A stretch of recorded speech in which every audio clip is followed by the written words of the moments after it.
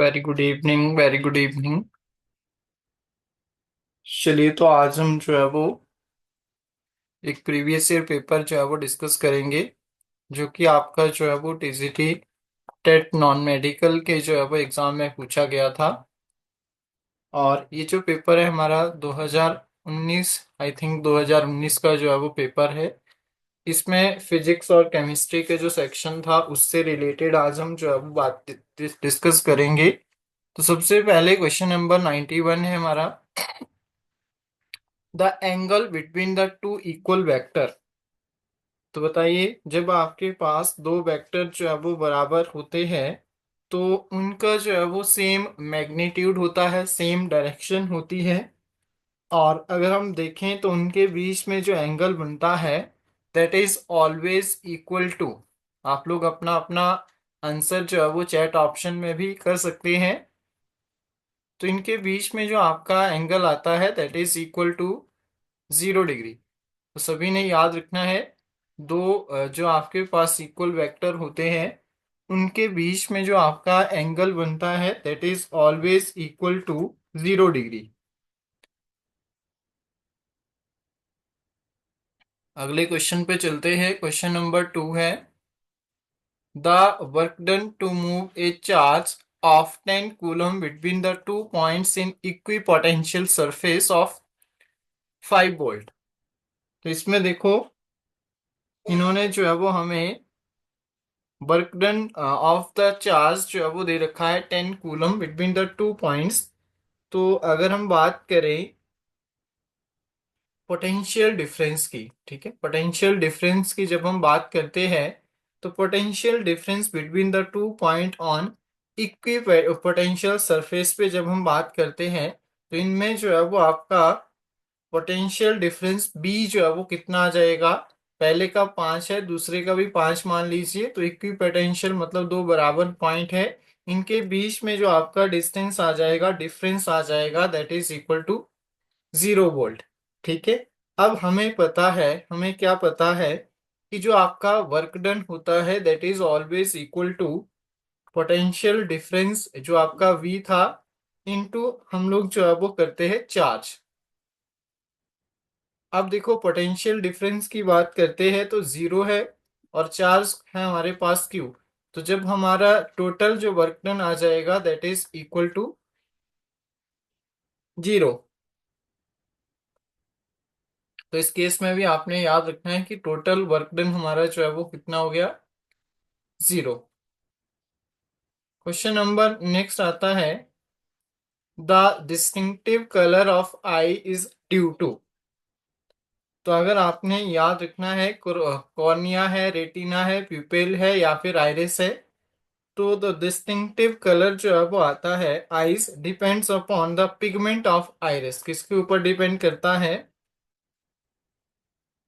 Pigment of iris के ऊपर जो है वो डिपेंड करता है। तो हम लोग बोलेंगे ऑप्शन नंबर डी हमारा जो है वो क्या आ जाएगा, करेक्ट आंसर जो है वो रहेगा।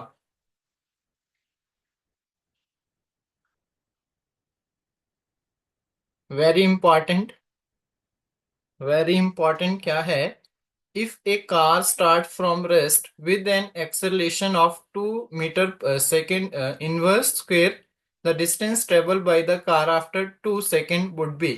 तो यहाँ पे जो चीजें दे रखी है, पहले सबसे पहले हमें जो गिवन है उन चीजों को हम लोग अरेंज करते हैं। तो सबसे पहले आपने याद रखना है इनिशियल स्पीड ऑफ कार। ठीक है, इनिशियल स्पीड ऑफ कार। तो इनिशियल स्पीड ऑफ कार को हम मान लेते हैं स्मॉल यू से, और ये आ जाएगी 0 मीटर पर सेकेंड। एक्सेलरेशन इन्होंने दे रखा है that is equal to 2 metre second inverse square. Time भी दे रखा है, टाइम भी हमें दिया है 2 सेकेंड का। अब हमें क्या पता करना है, हमें जो है वो डिस्टेंस जो है वो कितना ट्रेवल करती है 2 सेकेंड में, ये पता करना है। तो सबसे पहले हमें जो है वो एक इक्वेशन पता होनी चाहिए। इक्वेशन ऑफ मोशन आपने पढ़ रखा है, u t plus half A T square.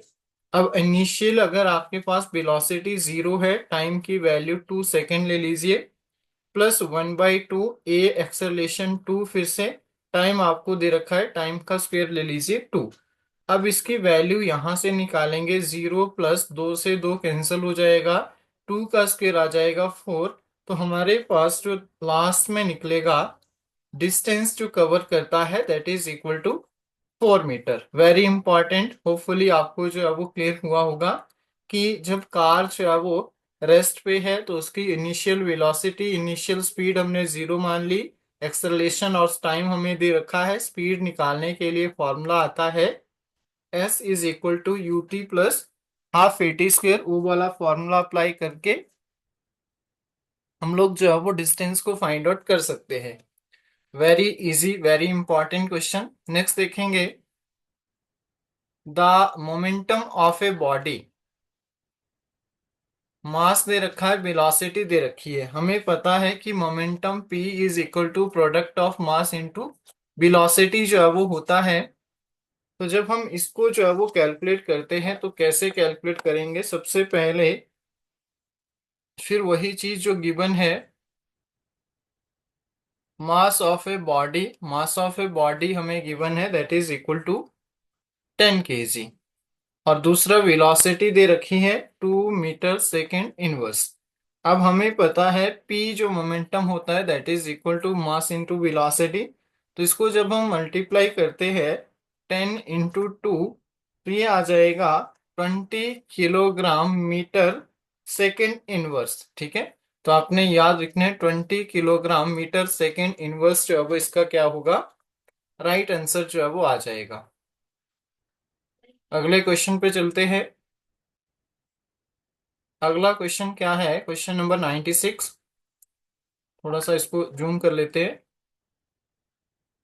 The relation between the angle of friction and angle of repose, इनके बीच में जो है वो आपने क्या बताना है, रिलेशन जो है वो बताना है।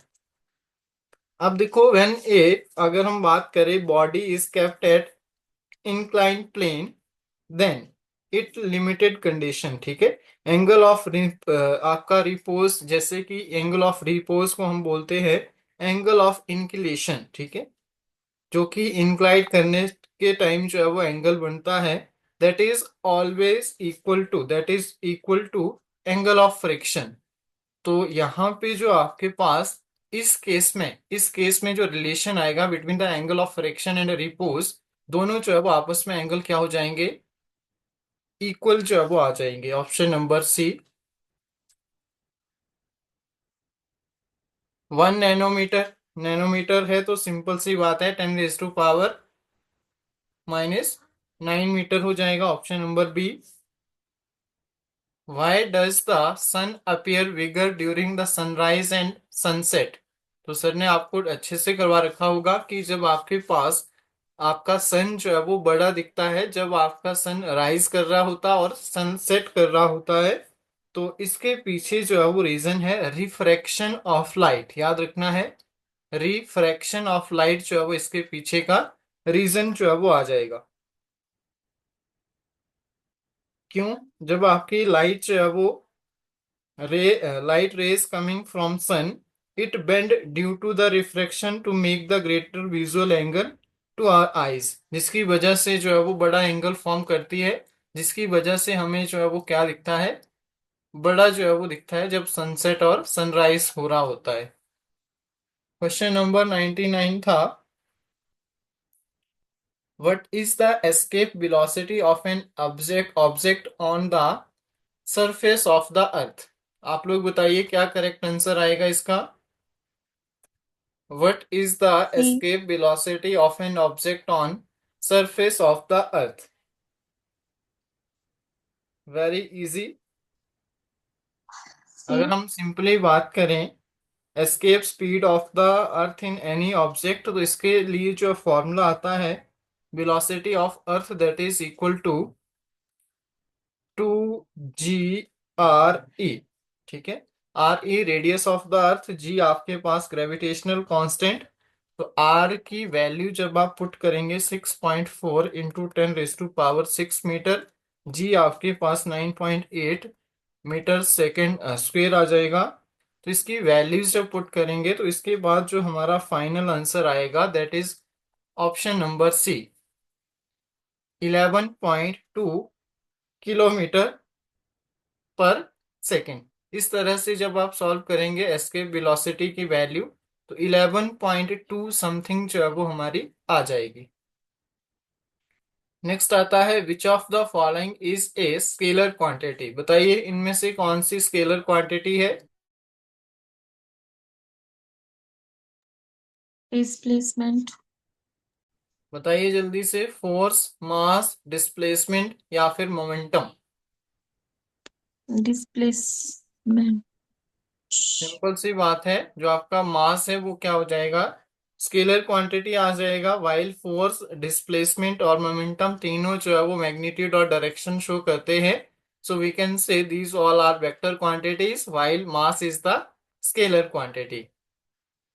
आगे बढ़ते हैं। In an electric current, current becomes half when resistance is. अब बताइए करंट आपका जो है वो कब हाफ होगा, जब आपके पास रेजिस्टेंस जो है वो रिमूव किया जाएगा, डबल है, हैबल्ड है या फिर नन ऑफ दिस। तो हमें पता है करंट और डबल। रेजिस्टेंस के बीच में जो रिलेशन है V is equal to I is equal to B upon R, inversely proportional है, या फिर I इज डायरेक्टली आप लोग बोल सकते हैं 1/R, इनवर्सली प्रोपोर्शनल है। तो आप सिंपली जो है वो इसको जब करते हैं क्या, ये देखो,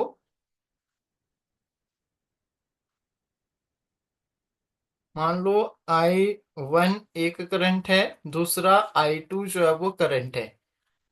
अब होगा क्या, एक I1 जो है वो R इसके इनवर्सली प्रोपोर्शनल है। इनवर्सली प्रोपोर्शनल है तो जब मैं दो लेता हूं तो I2 के डायरेक्टली प्रोपोर्शनल जो है वो R1 हो जाएगा इक्वल टू, और I1 के बिल्कुल सामने जो है वो आपका रेजिस्टेंस 2 जो है वो आ जाएगा। 2 के पैरेलल, क्योंकि एक दूसरे के इनवर्सली प्रोपोर्शनल है, तो हम लोग क्या बोलेंगे, R2 is equal to R1, और ये आपका I1/I2। तो जब इसकी वैल्यूज हम पुट करेंगे तो R2 is equal to R1, और ये I1/R2 की वैल्यू पुट करेंगे I1/2, तो 2 ऊपर चला जाएगा, तो हमारे पास जो रिलेशन आएगा R2 is equal to 2 time of R1। तो रेजिस्टेंस हमारा जो है वो क्या आ जाएगा, डबल्स जो है वो आ जाएगा। सिंपल सी बात है,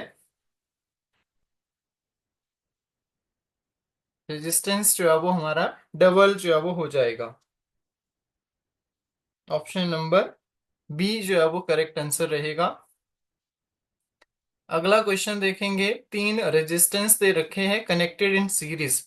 ये क्वेश्चन बहुत आता है पैरेलल और सीरीज में कनेक्ट करने के लिए।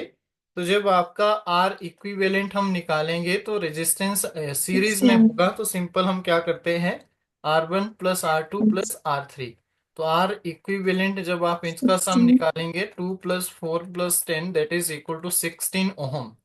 तो हम क्या बोलेंगे, ऑप्शन नंबर सी हमारा जो है वो क्या आ जाएगा, करेक्ट आंसर जो है वो आ जाएगा 16 ओहम। वेरी इजी था ये वाला भी। नेक्स्ट देखेंगे, विच of the following is not an example of biomass energy source. तो बताइए इनमें से कौन सा जो है वो बायोमास एनर्जी का सोर्स नहीं है। Atomic energy, atomic. Coal, wood या फिर गोबर गैस।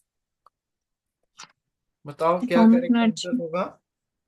तो एटॉमिक एनर्जी जो है वो इसका एग्जाम्पल जो है वो नहीं होगा। बाकी कोल, वुड और गोबर गैस सारे जो है वो बायो एनर्जी, बायोमास एनर्जी के जो है वो रिसोर्स आ जाएंगे। तो सिंपल सी बात है, इसमें भी आप याद रखना है। और एटॉमिक एनर्जी क्या होती है, ऐसी एनर्जी जिसको जो है वो न्यूक्लियर रिएक्शन या फिर आप बोल सकते हैं रेडियो एक्टिव डीके द्वारा जो है वो प्रोसेस किया जाता है, उसको जो है वो हम एटॉमिक एनर्जी जो है वो बोलते हैं। जिसकी वजह से हम जो है वो एटॉमिक एनर्जी को बायोमास एनर्जी के अंदर जो है वो काउंट नहीं करेंगे। अगला क्वेश्चन देखेंगे। Match the items of list one with list two. Clear हो रहा है सभी को? यस और नो एक बार जल्दी से बोलेंगे। सब दिख नहीं रहा है। कुछ भी नहीं दिख रहा है? Yes sir. मतलब एक ही दिख रहा है ना। हाँ हाँ, अभी मैं आगे इसको स्लाइड कर रहा हूँ नीचे।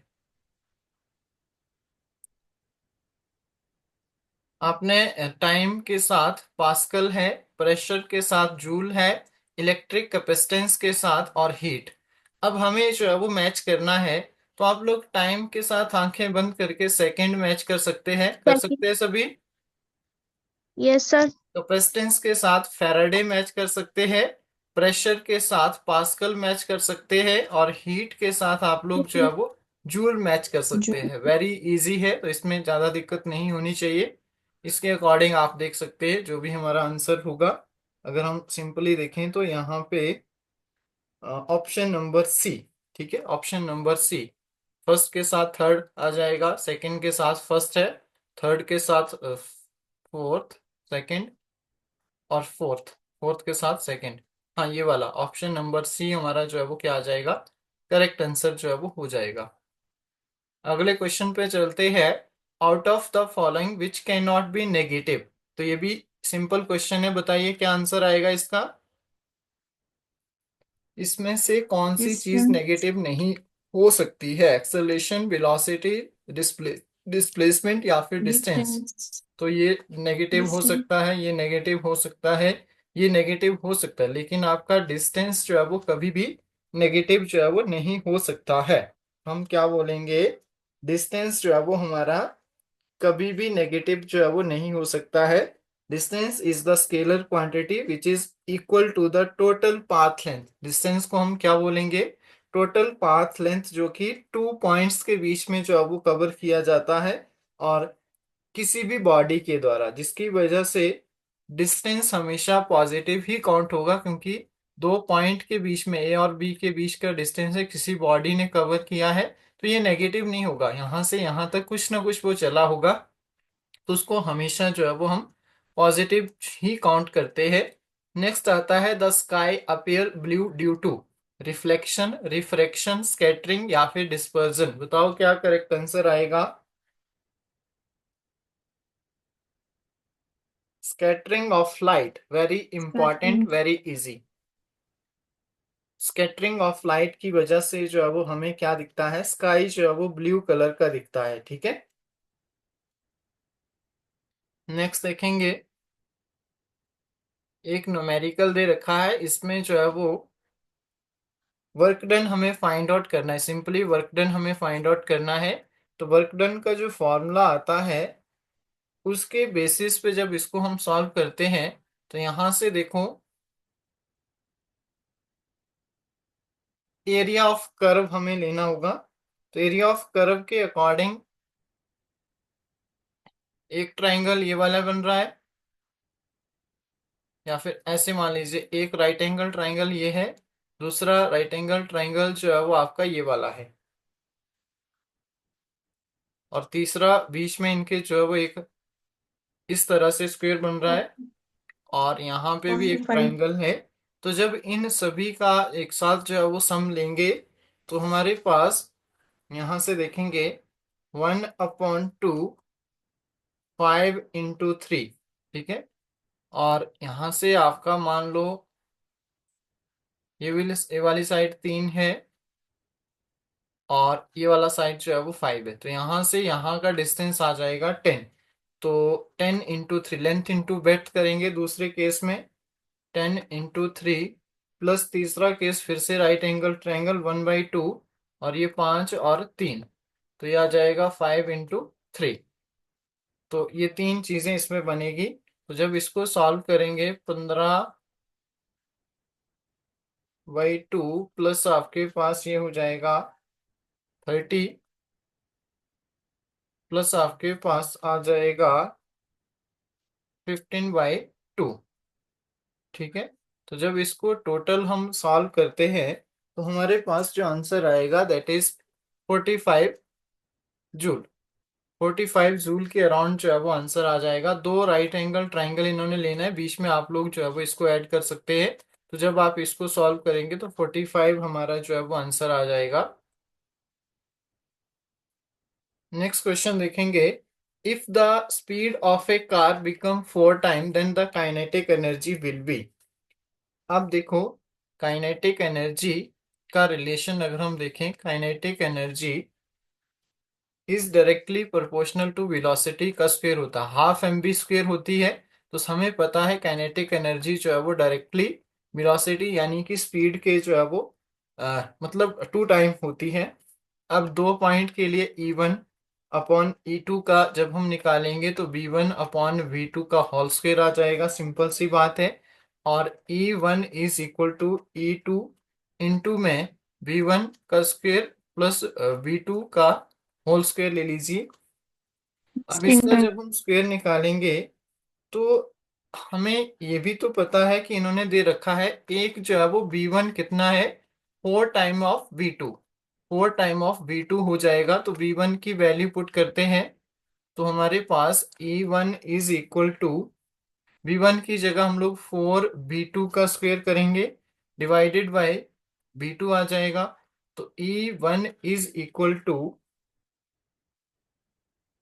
4 का स्क्वायर करेंगे तो 16 V1 का स्क्वायर डिवाइडेड बाई V2 का स्क्वायर। V1 अपॉन V2 आपका हो जाएगा, E1 is equal to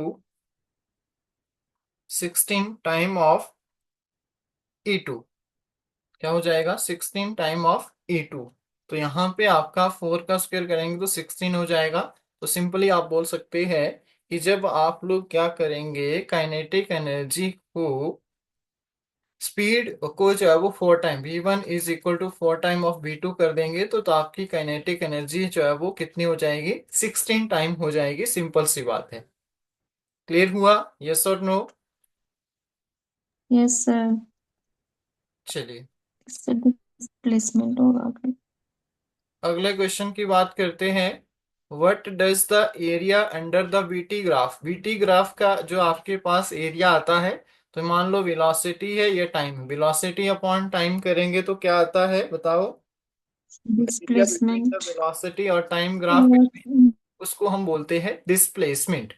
acceleration due to gravity at the centre of the earth, ये भी बहुत इजी क्वेश्चन है। सेंटर ऑफ द अर्थ पे जो जीरो ग्रेविटी आती है उसकी वैल्यू होती है 0। ये पोल्स पे इंक्रीज करती है, सेंटर पे आपकी हो जाएगी 0। Greenhouse gases is due to, तो बताइए greenhouse gases is due to ultraviolet rays क्या आ जाएगा, इंफ्रारेड। इंफ्रारेड रेस जो है वो इसमें करेक्ट आंसर है। और मोस्ट आपकी ग्रीन हाउस गैस, कल भी क्वेश्चन आया था, कार्बन डाइऑक्साइड हो गया, वाटर वेपर हो गया, क्लोरोफ्लोरो मीथेन हो गई, तो ये सारी जो है वो आती है। Which of the following can not be polarised, बताइए इनमें से कौन सी पोलराइज्ड नहीं है। साउंड वेव, ठीक है, longitudinal wave can not be polarised, जिसकी वजह से हम लोग बोलेंगे कि जो आपकी साउंड वेव है that can not be polarised, option number C. Next आता है, the electron enter into the magnetic field at angle 60 degree, its path will be. तो हेलिक्स इलेक्ट्रॉन जब एंटर करता है magnetic field of angle except 90 degree को छोड़ के, तो उसका पाथ जो है वो हेलिक्स होता है। नेक्स्ट आता है, an object weight 10 Newton when measured on the surface of the earth, with what would its weight when it measured on the surface of the moon। ये भी काफी इजी क्वेश्चन है। हमें सिंपल सा पता है कि 60 ग्रेविटेशनल एक्सेलरेशन ऑफ मून, अगर हम बात करें one 60 upon six time of जो है वो ग्रेविटेशनल किसके होता है, अर्थ के रिस्पेक्टिव में होता है। इन्होंने क्या दे रखा है, हमें पता है weight is directly proportional to G, ठीक है। अब देखो, weight of moon divided by weight of earth करेंगे तो वेट आपके पास ग्रेविटी ऑफ मून और ग्रेविटी ऑफ अर्थ हो जाएगा, सिंपल सा है। अब हमें पता है weight of moon is equal to weight of earth into Gm/Ge। अब इसके बेसिस पे हम निकालेंगे। तो हमें पता है वेट ऑफ अर्थ, इसमें ऑब्जेक्ट दे रखा है 10 न्यूटन। वेट ऑफ मून हमें 10 इसकी वैल्यू दे रखी है। और ये होता है Ge/6, अपॉन में आ जाएगा Ge। तो इसको जब हम सॉल्व करते हैं तो Ge फर्स्ट के साथ फोर्थ कैंसिल हो जाएगा, सिंपल सी बात है। तो जब हम इसको सॉल्व करते हैं तो हमारे पास आ जाएगा 10/6, और इसकी वैल्यू निकालेंगे 1.67 न्यूटन। ठीक है, 1.67 न्यूटन जो है वो इसकी वैल्यू जो है वो सिंपली आ जाएगी। अगला क्वेश्चन देखते हैं। A sound wave has a frequency of 2 Hz and wavelength 100 centimeter. Find the speed of wave। तो इसमें क्या निकालना है? फ्रीक्वेंसी हमें दे रखी है 2 हर्ज की, और दूसरा जो है वो लैम्डा वेवलेंथ दे रखी है 100 मीटर। इसको 100 सेंटीमीटर दे रखी है, इसको मीटर में चेंज करेंगे तो 1.0 आ जाएगा, 1.0 मीटर। और हमें क्या निकालना है? स्पीड ऑफ वेव जो है वो हमें निकालनी है। स्पीड ऑफ वेव जब हम निकालेंगे तो क्या आता है, देखो, v is equal to frequency into आपके पास वेवलेंथ। तो फ्रीक्वेंसी इंटू वेवलेंथ निकालेंगे, आपका आ जाएगा 2 × 1, that is equal to 2 metre second inverse. तो क्या आ जाएगा? ऑप्शन नंबर ए जो है वो करेक्ट आंसर हो जाएगा। अगला question. The resistance of mercury 4.2 kelvin is. तो रेजिस्टेंस ऑफ मर्करी अगर हम बात करें तो ऑलमोस्ट जीरो। ऑलमोस्ट जीरो कैसे? क्रिटिकल टेम्परेचर ऑफ मर्करी होता है। क्रिटिकल टेम्परेचर ऑफ मर्करी आपका 4.2 केल्विन होता है, जिसके अंदर जो है वो हम इसको कैसा काउंट करेंगे? Resistance of mercury is almost zero and it behave like a super conductor. ऐसा भी क्वेश्चन आ सकता है। तो ये आपका जो है वो किसकी तरह बिहेव करता है? सुपर कंडक्टर की तरह जो है वो बिहेव करता है इस पर्टिकुलर टेम्परेचर के ऊपर। नेक्स्ट है 1 kilowatt hour is equal to. बहुत इंपॉर्टेंट क्वेश्चन है, हर बार जो है वो पूछा जाता है। तो मुझे नहीं लगता कि किसी को नहीं पता है। 1 kilowatt hour is equal to 1 × kilo में 1000 वाट, प्लस आपके पास इंटू में 3600 सेकेंड हो जाएंगे। इसको अरेंज करते हैं 3.6 × 10⁻⁶ वाट सेकेंड जो है वो आ जाएगा, और इसको जूल में चेंज करेंगे 3.6 इंटू 10⁻⁶ जूल जो है वो हमारा आंसर जो है वो आ जाएगा, ऑप्शन नंबर सी। नेक्स्ट है the unit of intensity of electric field. तो बताइए the unit of intensity of electric field क्या है? तो इलेक्ट्रिक फील्ड को अगर हम कैलकुलेट करें, that is equal to force पर यूनिट चार्ज। फोर्स पर यूनिट चार्ज की अगर हम बात करें, इसको फोर्स मान लीजिए, नीचे चार्ज मान लीजिए। तो फोर्स का यूनिट न्यूटन और चार्ज का यूनिट कूलम, तो यह आ जाएगा न्यूटन पर कूलम। ठीक है, न्यूटन पर कूलम हमारा ऑप्शन नंबर ए जो है वो क्या आ जाएगा? करेक्ट आंसर जो है वो हो जाएगा। डन हुआ सभी को? बोलो जल्दी से। Yes sir.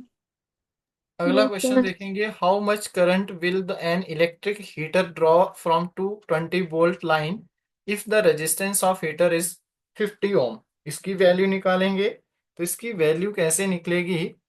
वो हमें पोटेंशियल डिफरेंस V की वैल्यू दे रखी है 220 वोल्ट, और रेजिस्टेंस ऑफ हीटर दे रखा है R जो है वो 50 ओम। ठीक है, अब हमें निकालना फोर क्या है? पॉइंट करंट फोर निकालना है। I is equal to B/R। 220/50 करेंगे, जीरो से जीरो कैंसल। ये हो जाएगा 5 × 20, 22, और ये आ जाएगा 4.4 एम्पियर, ऑप्शन नंबर सी। अगला क्वेश्चन देखेंगे। Rocket propulsion, principle of rocket propulsion is based upon. तो ये तो सभी को पता है, law of conservation law. Of momentum. Law of conservation of momentum के ऊपर जो है वो डिपेंड करता है। ठीक है, इसके बाद ये केमिस्ट्री सेक्शन है, तो इसको हम नेक्स्ट सेशन में देखेंगे। तो ये था हमारा जो है वो फिजिक्स का एक पेपर जो कि हमने देखा। और अभी टाइम बचता है तो अभी मैं एक और लिंक देता हूँ आप लोगों को, 20 मिनट्स है, उसमें जो है वो हम केमिस्ट्री सेक्शन को जो है वो देख लेते हैं, ठीक है। Okay. Yes sir. Yes sir.